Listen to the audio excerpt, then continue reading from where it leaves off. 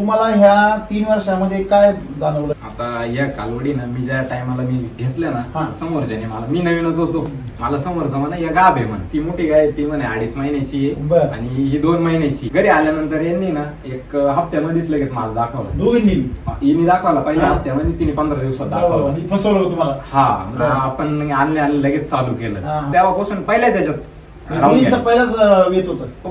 पहिलंच बर.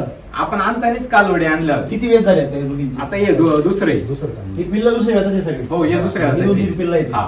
बर. आता दूध चालू आहे किती महिन्यांचं झालं?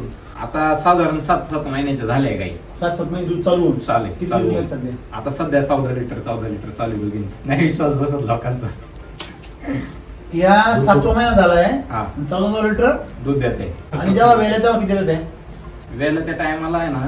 ना पहिल्या महिन्यामध्ये कमी दूध दिलं मागच्या वेतापेक्षा पण, हा. आणि दुसऱ्या महिन्यामध्ये जसे चालू झाले वाढायला दूध, बर. तर आमची ती मका तुम्हाला म्हटलो ना, पाऊस यंदा खूप झाला. बरोबर आहे. वावरात जायला ना पायी सुद्धा जाता येत. मका काढताना आले म्हणजे बरं. ते थोडी कापायचो. बरं. आणि कणसा सहित आहे ना सर्वांना चालू केली ना आम्ही. बरं. त्या तोपर्यंत आहे ना या गायींचं दूध आहे ना हा. 14-15 लिटर चालू होत. ज्या टाइम आम्ही ती मका चालू केली ना सर, हा. त्या टायमाला या गाई डायरेक्ट 22-24 लिटर दूध द्यायला लागली. म्हणजे 14च्याच गाई पण डायरेक्ट किती वेळ गेल्या? 22-24 पर्यंत गेले. किती लिटर दूध वाढलं? हा, तिचं 24 गेलंय, हिचं हायस्ट 23 पर्यंत गेले. 7-8 लिटर दूध वाढलं. हो. आता काय भाव चालू आहे? आता सध्या 36 रुपये चालू आहे. 30 रुपये झाला. डायरेक्ट 200 रुपये खटकन वाढले. फक्त काय SSM चा चारा. कृषी अमृतचा हा. चारा. त्याला तुम्ही डायरेक्ट सम्राट डोस टाकला, हो. म्हणजे SSM, FG आणि RNPH प्लस कृषी अमृत, हो. म्हणजे बागांना डोस टाकीत आहे.